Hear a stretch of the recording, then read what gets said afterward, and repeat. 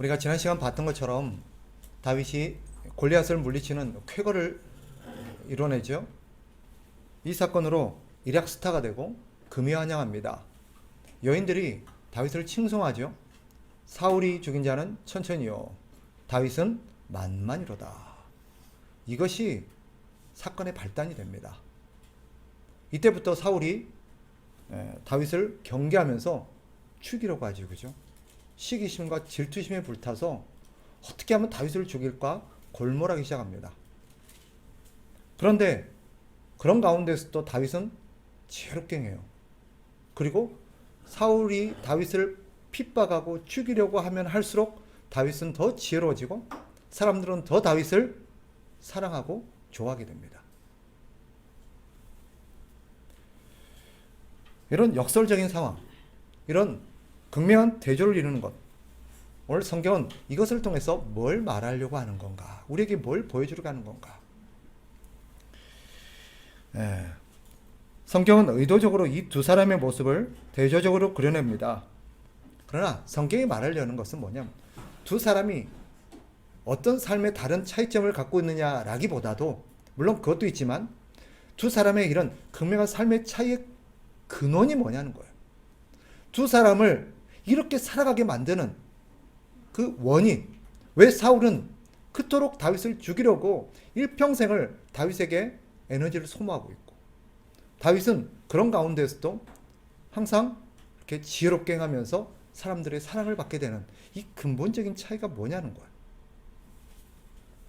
여기와 관련해서 우리가 주목해 볼 표현 두 개가 있어요. 거기다 줄을 끊어줘도 좋겠고요. 자, 하나는 10절입니다. 10절에 보면 어떤 내용이 나오냐면, 시작부에 보면 그 이튿날 그 다음 하나님께서 부리시는 악령이 사울에게 힘있게 내리매. 하나님께서 부리시는 악령이 사울에게 힘있게 내리매. 또 한 구절은 14절입니다. 14절에 후반부에 이렇게 말하죠.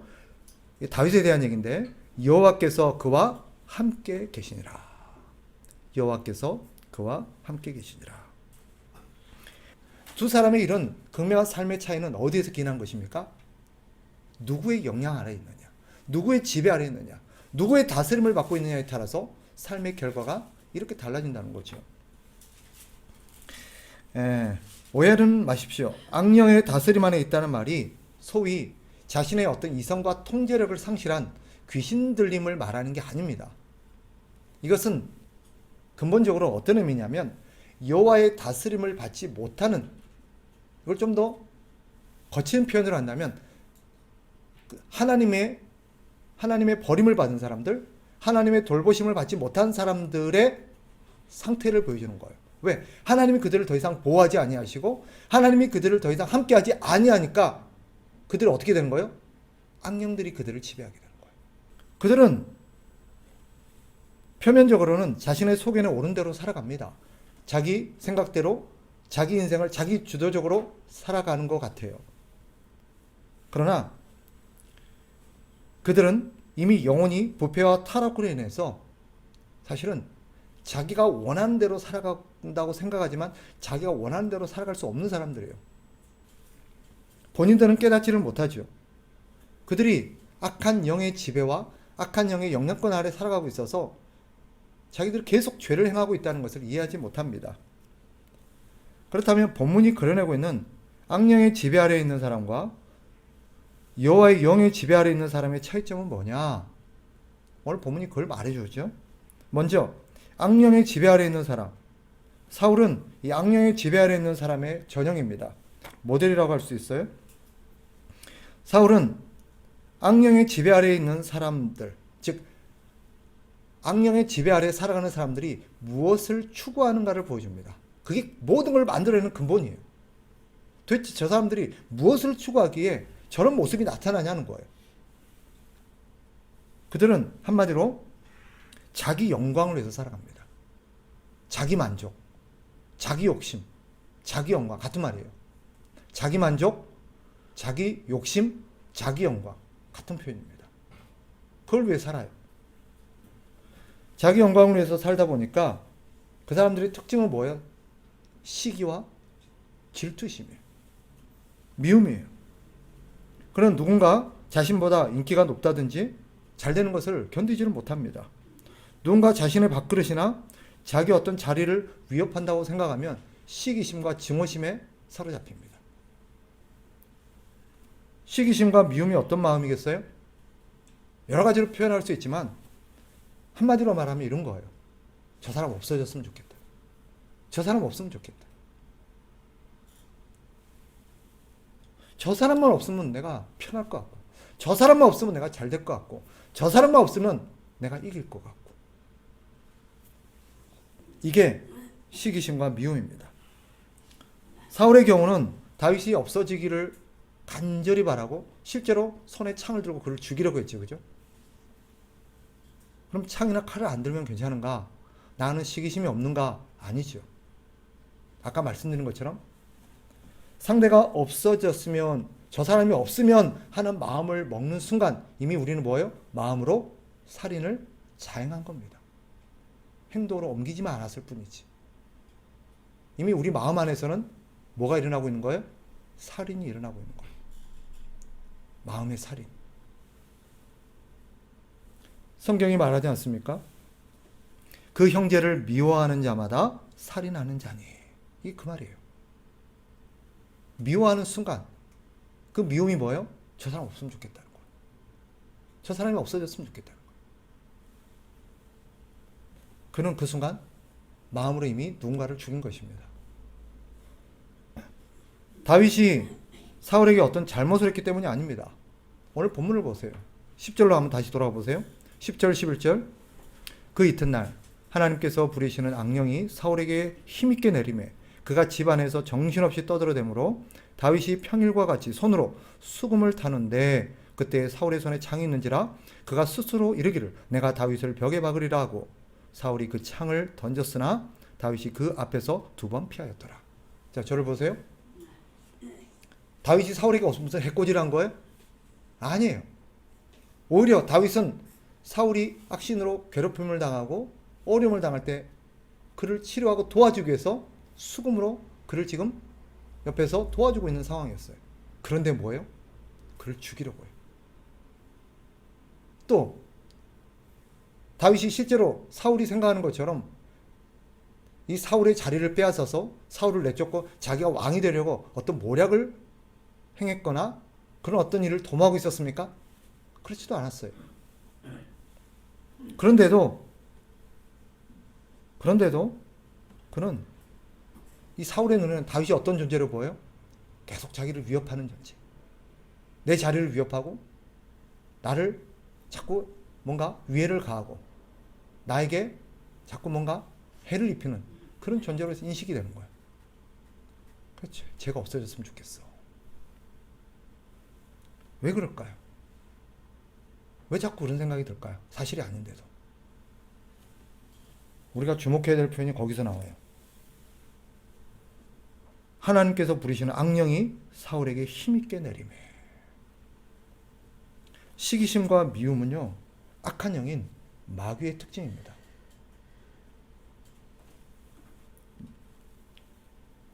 마귀가 모든 것의 근본이지요. 마귀의 특징이 뭐예요? 하나님의 자리를 차지하려고 했어요. 하나님만 없으면 내가 신이 하나님이 될 텐데. 그리고는 그런 생각을 자기만 아니라 사람에게도 뭐예요? 퍼뜨리죠. 뱀이, 마귀가 첫 인류였던 아담과 하와를 어떻게 유혹을 해요? 하나님처럼 될 수 있어. 하나님처럼. 그 순간, 그 마음이 먹는 순간 그때부터 무슨 일이 벌어져요? 자꾸 하나님이 뭐예요? 미워지고 시기와 질투심이 나는 거예요. 하나님이 없으면 좋겠어. 그리고 그 인류 안에서는 무슨 일이 벌어져요? 마음으로 하나님에 대한 살인이 벌어집니다. 하나님을 마음에서 죽여버린 거예요. 그리고 그것을 누군가는 노골적으로 말하죠. 신은 죽었다. 하나님은 죽었다. 하나님이 어디 있어? 이런 사람들은요, 그 마음에서 이미 하나님에 대한 살인이 일어난 겁니다. 마귀가 여기서 하나님께서 부르시는 악령이 사울에게 힘있게 내렸다. 이것은 귀신 들림을 의미한다는 표현이라기보다는 악한 마귀적 특성이 사울에게 그대로 나타났다라는 뜻이라고 이해하는 게 좋겠습니다. 아담 이후로 인류는 마귀로 인해서 타락하고 마귀와 같은 악한 마음을 품게 되죠. 그래서 우리 주님은 사람들 향해서 이렇게 말씀하십니다. 요한복음 8장 44절, 너희는 너희 아비 마귀에게서 났으니 너희 아비의 욕심대로 너희도 행하고자 하느니라. 그는 처음부터 살인한 자요 진리가 그 속에 없으므로 진리에 서지 못하고 거짓을 말할 때마다 죄것으로 말하나니 이는 그가 거짓말쟁이요 거짓의 아비가 되었습니다. 우리는 마귀의 자식이래요. 무슨 말이에요? 실제 마귀가 우리를 낳았다는 말이 아니죠. 마귀가 우리를 창조했다는 뜻이 아니죠. 마귀를 그대로 빼닮았다는 거예요.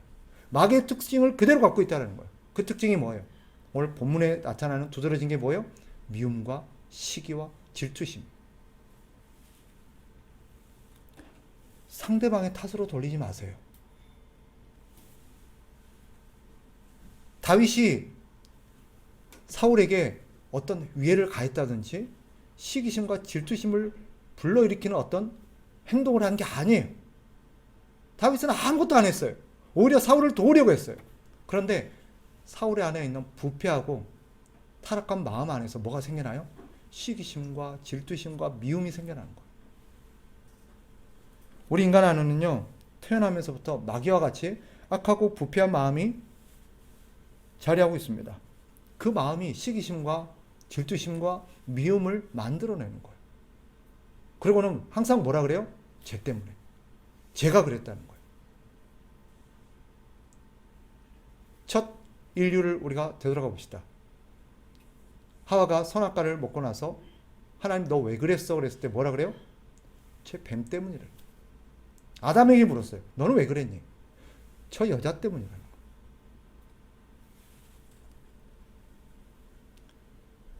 또 한 가지 이들에게 나타나는 특징이 있습니다. 이들은요, 상대방의 말이나 행동을 자기 생각대로, 자기 소견대로 이렇게 왜곡하거나 자기 멋대로 해석합니다. 상대는 전혀 그런 의도로 말한 게 아니고 그런 의도로 행동한 게 아닌데 저 사람이 저렇게 말한 거 보니까 이런 뜻일 거야. 나한테 이렇게 얘기한 게 틀림없어. 저 사람의 저 행동을 보니까 지금 나한테 이렇게 행동하는 거네. 우리가 이걸 뭐라고 표현해요? 오해라고 표현하죠. 이런 사람들의 두드러진 특징 중에 한 가지 뭐냐면 사람들의 말을 자기 속에는 옳은 대로 막 해석을 해요. 그리고는 거기에 대한 자기 방식대로의 어떤 반응을 합니다. 사울을 보십시오. 다윗이 자신을 쫓아내고 자신의 자리를 차지할 거라고 생각합니다. 그리고 아무 일도 일어나지 않았는데 백성들도 다윗에게 동조하고 자신을 버릴 거라고 생각하죠. 그 모든 책임이 어디 있다고 생각해요? 다윗에게 있다고 생각해요. 다윗 쟤 때문에. 저놈 때문에. 저놈만 없어지면 돼.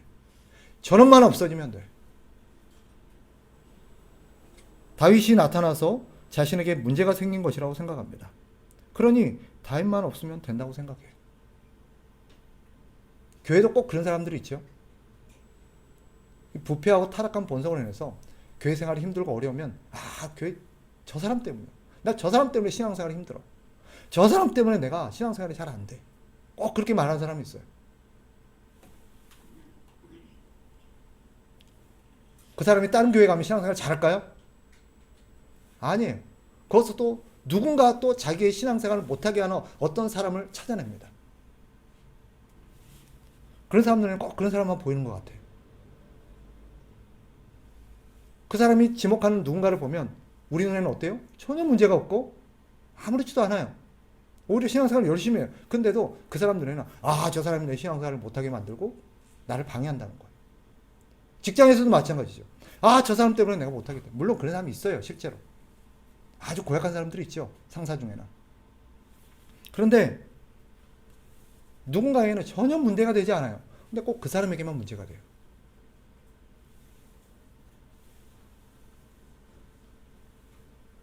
문제의 원인이 어디 있는지 우리는 다시 한번 말씀 앞에서 우리 자신을 성찰할 필요가 있어요.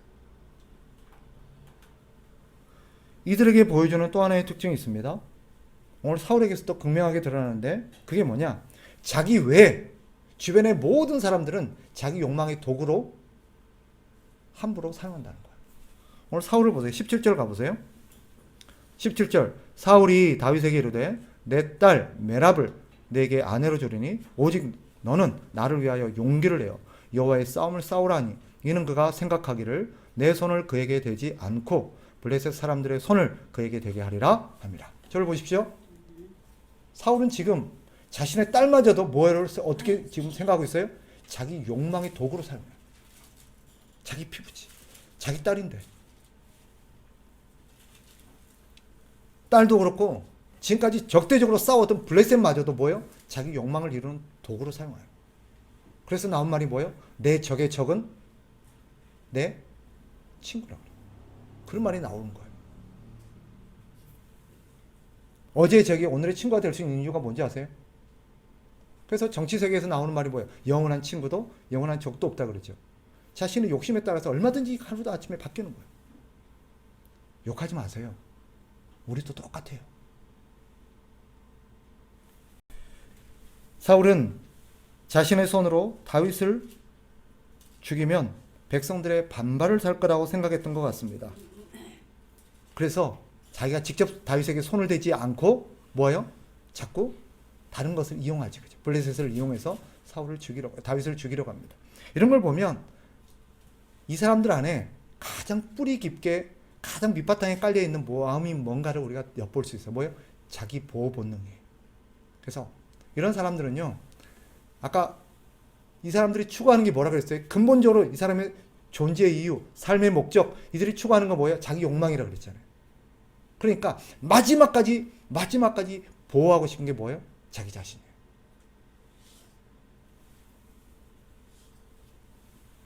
최후의 순간만큼까지도 자기 자신만큼은 지키고 보호하고 싶은 것이 이런 사람들의 본성이고 우리의 본성입니다.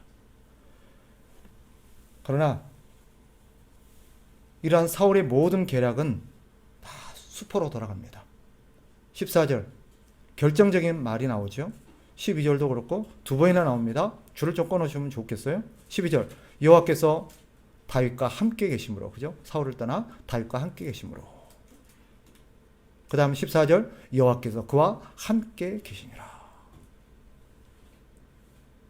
하나님께서 다윗과 함께 계시니까 사울이 아무리 다윗을 죽이려고 하고 다윗을 해하려고 하고 온갖 모략과 괴략을 쓰는데도 어떻게 해요? 어떻게 할 수가 없어요. 그의 모든 계획이 다 수포로 들어갑니다. 이유는 뭐예요? 다윗이 지혜롭게 행해서? 아니에요. 바뀌었어요. 하나님이 그와 함께 하심으로 어떻게 된 거예요? 다윗이 지혜롭게 행한 거예요. 착각하지 마세요. 다윗이 지혜롭게 행하니까 다 피해가고 저 어려움 속에서 다 극복해 나가는구나. 잘못 이해하신 거예요. 하나님이 그를 보호하셔서 뭐 한 거예요? 지혜로운 마음을 계속 주시는 거예요. 근데 그 지혜로운 마음이라는 게 우리가 생각하는 어떤 굉장히 획기적이고 아이디어 막 어떤 그런 꽤 이런 걸 말하는 게 아니에요. 뭐 하는 거예요? 여기서 지혜로운 마음이라는 것은 하나님을 경외하고 올곧게 살아가는 마음을 말하는 것입니다. 하나님이 어떤 상황 속에서도 어떻게 하나님의 말씀을 따라 올곧게 살아가고자 하는 마음을 그에게 딱 주셔서 그의 마음을 딱 붙드는 거예요.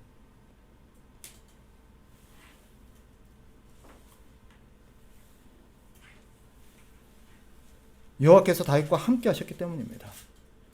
이것이 근본이에요. 악한 사람들은요, 하나님이 이 세상을 다스리고 계시고 의인들과 함께하고 계신다는 것을 보지를 못합니다. 그러니까 그들의 생각은 뭐예요? 얼마든지 자기 계획과 방식에 따라서 자기의 뜻을 이룰 수 있을 거라고 생각해요. 왜?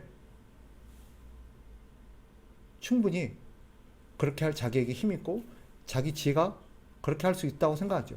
그 전제는 뭐예요? 하나님이 안 계신다고 생각하기 때문에. 하나님이 세상을 간섭하지 않는다고 생각하기 때문에. 만약에 그들의 계획이 실패했어요. 그럼 그들은 어떻게 생각할까요? 하나님이 계셔서 내 계획은 절대 성공할 수 없다가 아니라 내 계획에 뭔가 오점이 있었나 보다. 뭔가 내가 충분하지 못했나 보다. 아닙니다. 근데도 어리석은 사람들은요, 계속해서 문제의 근원이 살아계신 하나님의 전능한 손 안에서 세상이 통제되고 다스려지고 있다는 것을 보지 못하니까 계속해서 그는 엉뚱한 짓을 하는 거예요. 이 방법으로 하면 되려나? 저 방법으로 하면 되려나? 결과적으로 이들은 하나님의 뜻을 거스리고 하나님을 대적하는 죄를 짓게 되는 것입니다. 결과적으로 그렇게 되는 거예요. 그래서 하나님이 그들을 심판하시는 것입니다. 거꾸로 말하면 그들이 왜 심판을 받게 되느냐? 왜 이 사람들이 심판을 받을 수밖에 없느냐? 그들은 하나님을 향한 마음의 살인에서부터 하나님의 존재를 없애버린 거예요. 그리고 나서는 뭐예요? 하나님의 뜻을 계속해서 거스르는 거예요. 그러니까 하나님 앞에 심판을 받는 거예요. 그러면 여호와께서 함께 하시는 사람의 특징은 뭘까요? 여호와께서 함께 하시는 사람. 이 사람의 삶의 목적은 하나님을 영화롭게 하는 데 있습니다. 악령의 지배를 받는 사람 특징이 뭐였어요? 자기 욕망, 자기 만족, 자기 영광을 추구한다고 그랬죠. 여호와께서 함께 하시는 사람의 특징은 자기 욕망이 아니라 하나님의 영광을 추구합니다. 다윗은 골리앗과 블레셋을 물리치고 나라를 구하며 국가적 영웅이 됐죠. 사람들이 그를 칭송하고 높였습니다. 그리고 사울은 그런 다윗을 자기의 사위로 삼으려고 했고, 사람들은 뭐라고 얘기해요? 당신은 왕의 사위가 될 자격이 충분하다. 당신 정도면 충분한 자격이 있지. 근데 다윗은 뭐라 그래요? 18절 보세요. 18절 이 얘기를 듣고 다윗이 이렇게 반응합니다. 다윗이 사울에게 이르되 내가 누구며 이스라엘 중에 내 친속이나 내 아버지의 집이 무엇이기에 내가 왕의 사위가 되리까 하였더니. 이건 단순히 겸손한 표현이 아니에요. 그는 실제로 자기에게 그럴 자격이 없다고 생각했던 거예요. 왜죠? 자기가 골리앗을 이긴 것은 자신의 능력이 아니라 하나님이 함께 하신 하나님의 능력이었다는 것을 알았기 때문이고, 또 그는 그 순간 중요한 걸 깨달았던 거예요. 하나님이 자기를 통해서 골리앗을 물리치고 골리앗을 넘어뜨리는 것은 자기를 높여주고 자기를 명예롭게 해주고 자기를 존귀하게 만들어주려는 것이 아니라 뭐예요? 그것을 통해서 하나님을 높이고 하나님의 영광을 나타내고 하나님을 세상에 나타내는 도구로 나를 쓰시려고 하는 거구나라는 것을 알았던 거예요. 다른 사람 같으면 사람들이 자기를 국가적인 영웅으로 세우고 당신은 자격이 있다, 당신은 높임을 받을 만한 그런 자리에 갈 자격이 있다라고 말했을 때 뭐라고 그랬겠어요? 겉으로는 아닙니다. 그러죠, 그죠? 겉으로는 다 그래요. 아니에요. 저 같은 게. 근데 뒤에 뭘 덧붙여요? 고생 많았어요, 제가. 많이 애를 썼습니다. 사실 제 입으로 말하기는 좀 그렇긴 한데 제가 오늘까지 오는데 얼마나 많이 노력을 했겠어요. 제가 하루에 10시간씩 물매 연습을 했어요. 오늘 그 결과를 보는 것 같아서 참 뿌듯하긴 합니다. 겸손을 가장한 뭐예요? 자기 자랑이죠. 이게 우리예요. 그러나 하나님의 지배 아래 있고 하나님의 영광을 추구하는 다윗에게는요, 이건 그저 겸손이 아니라 사실 그대로였어요. 다윗은 자신에게 승리를 주신 하나님의 의도를 깨달았던 것입니다. 자기를 높이라고 준 게 아니라 하나님을 높이라고. 그 결정적인 순간에 자기와 함께 하신 하나님의 영광을 나타내라고 그랬던 거예요. 그래서 다윗은 그 순간 누구를 높여요? 하나님을 높이는 거예요. 사울은 천천히요, 다윗은 만만이라는 여인의 칭송에도 교만하지 않을 수 있었던 이유가 거기 있습니다. 사람들이 왕의 사위가 될 만하다고 축켜 세웠을 때도 들뜨지 않았죠? 여인들의 소리에서 사울은 뭘 봤을까요? 자신의 인기가 몰락하는 걸 봤어요. 그런데 다윗은 여인들에게 칭송해서 뭘 봤을까요? 존귀하신 하나님의 영광을 봤어요. 저들이 자기를 칭송할 때 그는 그 칭송 속에서 하나님의 영광을 받으시는 걸 봤어요. 또한 또 한 가지로 주목할 특징이 있어요. 이런 하나님의 영광을 추구하고 하나님과 함께하는 사람에게 나타나는 또 하나의 특징이 있습니다. 뭔지 아세요? 어디로 가든지 어떤 자리에 주어든지 항상 감사할 줄 알고 최선을 다한다는 거예요. 이건 단순히 성실하고 어떤 충성스러운 태도를 말하려는 게 아니에요. 왜죠? 왜 그렇게 행동합니까? 모든 것이 감당할 수 없는, 자격 없는 자기에게 주어진 하나님의 은혜라는 것을 알기 때문이에요. 봐봐요. 다윗이 사울의 질투심과 시기심의 어떤 결과로 좌천되죠. 그죠? 원래 다윗은 이 골리앗을 물리치고 국가적인 영웅이 됐을 때 어떤 직위를 얻어요? 군대 장관이 돼요. 그런데 사울이 질투심과 시기심에 눈이 멀어서 다윗을 자기에게 쫓아내고 뭘로 세웁니까? 천부장으로 세웁니다. 1000명의 군인의 지도자를 세워요. 좌천이죠. 그런데 본문을 보세요. 다윗이 어떻게 합니까? 가는 곳마다 어떤 자리에 있든지 어떤 역할이 주어지든지 거기서 최선을 다해요. 지혜롭게 행했다라 하라고요. 아까 제가 지혜롭게 행했다라는 말이 뭐라 그랬어요? 그 자리에서 올곧은 마음으로 하나님께 충성합니다. 하나님의 뜻대로 사는 거예요. 어떻게 이럴 수 있을까요? 사실 다윗 정도면 칭송받을 만하지 않습니까? 그 정도의 성과면 충분히 자격이 있습니다. 모든 이스라엘을 통틀어서 다윗만한 사람이 또 있을까요? 없어요. 그는 왕이 될 자격이 있고 군대 지도자가 될 자격이 있고 왕의 사위가 될 자격이 있습니다. 그런데도 그는 그 모든 순간에 하나님께만 영광을 돌립니다. 왜죠? 하나님의 은혜를 아는 까닭이죠. 그 마음속에는 어떤 마음이 자리하고 있어요? 내가 누군데? 본문에 말하세요. 내가 누군데? 그가 말하는 내가 누구예요? 나는 비천한 양치기에 불과하다는 거예요. 가장 보잘것없는 가문에 가장 보잘것없는 집안, 가장 보잘것없는 아들이고 자기 하는 일도 뭐예요? 가장 비천한 양이나 돌보는 그런 허드렛 일을 하는 그런 사람이에요. 그런 그가 이 천부장 자리를 할지라도 감당할 수 없는 하나님의 은혜라는 것을 그가 알았던 거예요. 그래서 그 자리에서 하나님께 충성하고 하나님의 말씀대로 살아가고 있는 거예요. 그게 지혜롭게 행하는 거예요. 말씀을 정리하겠습니다. 본문은 그가 성령의 사람인지 악령의 사람인지를 구별하는 가장 두드러진 특징이 무엇인지를 보여줍니다. 근본은 뭐예요? 무엇을 추구하는가 하는 것입니다. 여러분들이 내가 지금 악령의 지배 아래서, 즉 악한 마귀의 어떤 특징을 닮아서 부패하고 타락한 마음으로 살아가는지, 아니면 성령의 지배 아래서 거룩하신 예수 그리스도를 닮아 그분을 따라 살아가는지를 어떻게 알 수 있어요? 내가 뭘 추구하고 살아가는가를 보시면 돼요.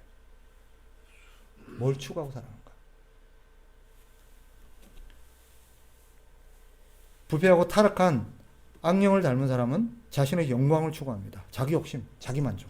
그러나 거룩하신 예수 그리스도를 닮고 하나님을 함께하는 사람은 하나님의 영광을 추구합니다. 악령의 사람은 자신의 손익을 먼저 계산하지만 성령의 사람은 하나님의 영광을 먼저 생각합니다. 그래서 똑같은 상황에서 내가 이럴 것인가 저럴 것인가 할 때 악령의 사람은 어떻게 하는 게 나한테 더 이익이 될까를 생각하죠. 그죠? 그러나 성령의 사람은 어떻게 하나님이 더 기뻐하실까? 어떻게 나한테 손해가 올까 이익이 올까가 아니라 어떻게 하는 게 더 기뻐하실까? 하나님 기뻐하실 건가? 그러다 보니까 하나님의 기쁨과 영광을 해서 때때로 손해의 길을 감수하는 것입니다. 왜 좋은 자리에 안 가고 싶겠어요? 왜 더 많은 걸 소유하고 싶지 않겠어요?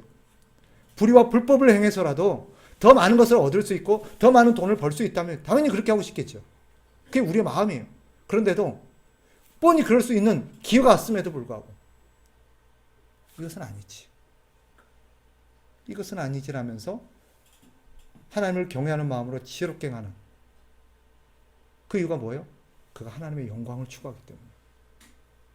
그래서 자문에 보면 적은 소득이 공의를 겸하면 많은 소득이 불의를 경험하는 것보다 훨씬 낫다라고 가르치는 것입니다. 왜? 그것이 하나님 더 기쁘시게 한다는 걸 알기 때문이에요. 악령은 주변 사람들을 자신의 영광의 도구로 생각합니다.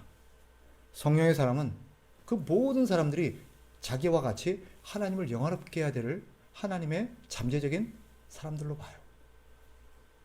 그러니까 악령의 사람은 어떻게 합니까? 내 주변 사람들을 내 욕심을 위해서 오용하고 이용하고 남용합니다. 함부로 그들이 인권을 질밟을 때도 있고 그들을 무시할 때도 있고 갑질할 때도 있죠.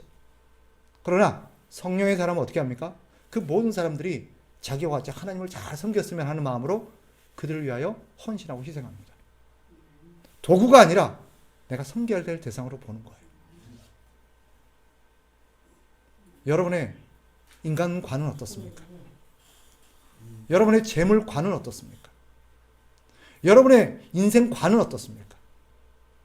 그것을 좌우하는 게 내가 어떤 사람인가를 보여줘요. 착각하지 마세요. 내가 어떤 자리에 있는가가 아니에요. 목사 자리에 있으면 성령의 사람이고 아니면 아니냐? 아니에요. 비록 그가 목사를 할지라도 목사의 역할을 하고 있다 할지라도 그 역할을 통해서 그가 궁극적으로 추구하는 것이 자기 욕망, 자기 어떤 명예, 자기 권력, 자기 만족이라면 그는 악령의 지배 아래 있는 사람이에요. 그게 자리와 상관없어요.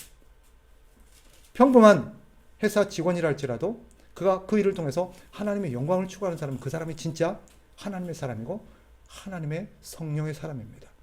자리로 분별하지 마세요. 내가 목사니까, 내가 권사고, 내가 장로고, 내가 지금 교회 안에 있으니까 아니에요.